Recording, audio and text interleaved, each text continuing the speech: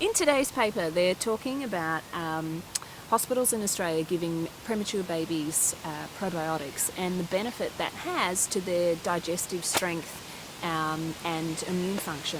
And that's something that I talk a lot about in Well-Adjusted Babies and in Ticklish, and empowering parents with thinking about what modern lifestyle factors compromise a child's digestive strength and in turn their immune health, and thinking about simple things like giving children probiotics every day, looking at their poo habits, for example, and just assessing how healthy our children are on the inside.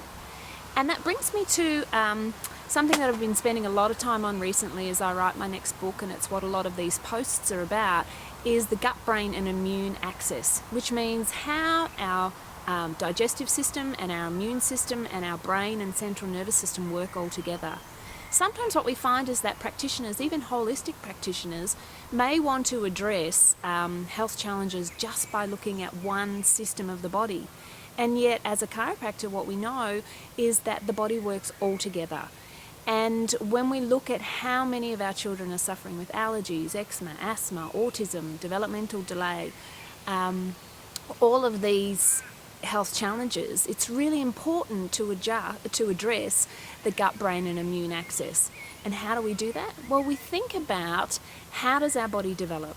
If we take a step back and look at what happens during pregnancy, now the innate design of the body is very, very clever, and when a baby is growing in the womb, a mother's immune system is in a heightened state. It's wanting to protect its baby from viruses and infections, and so it's in what's called a Th2 immune state.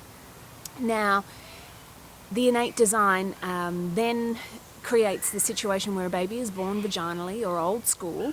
That baby is exposed to all sorts of bacteria that develops in the birth canal in those last few weeks. And bacteria is vitally important for digestive and immune strength.